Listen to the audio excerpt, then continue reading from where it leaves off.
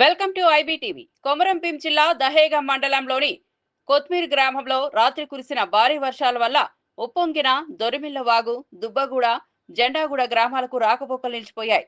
కొత్మీర్ గ్రామ పంచాయతీలోని పిల్లల శంకరయ్య రాత్రి కురిసిన భారీ వర్షానికి జరిగిన ఘటనకు మీడియాతో మాట్లాడారు.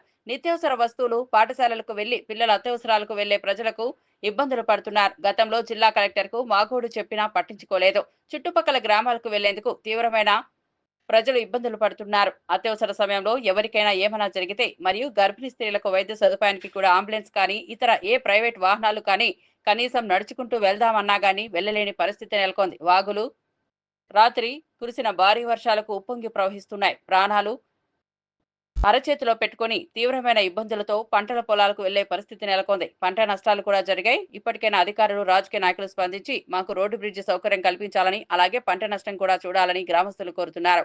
ఈ కార్యక్రమంలో పిల్లల శంకరయ్య, రంటెక్కి మల్లేష్, దుర్గం రెడ్డి, భీమరావు గ్రామస్తులు పాల్గొన్నారు.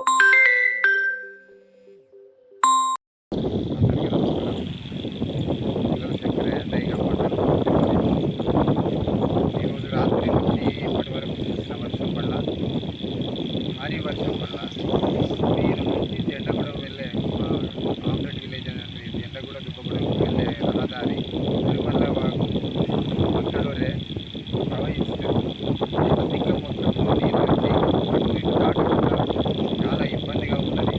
గతంలో కూడా సార్లు ప్రభుత్వానికి కానీ జిల్లా అధికారుల యంత్రాంగానికి కానీ విన్నవించడం జరిగింది.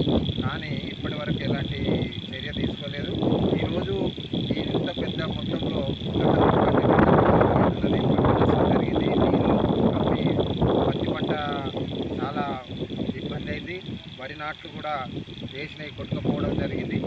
మరి అదే కాకుండా పిల్లలు స్కూల్కు వెళ్ళి రావడానికి చాలా ఇబ్బంది ఉన్నది.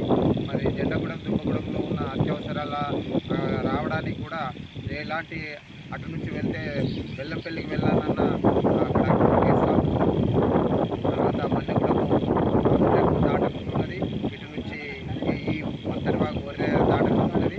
కానీ గతంలో కూడా ఎస్టిమేట్ చేసి 1,20,00,000కు గౌరవ కలెక్టర్, జిల్లా కలెక్టర్ ద్వారా పంపించడం జరిగింది. కానీ కలెక్టర్ ఇప్పటి వరకు ఎలాంటి చర్య తీసుకోలేదు. 10 సార్లు విన్నవించినా కూడా కలెక్టర్ గారు ఎలాంటి స్పందించడం లేదు.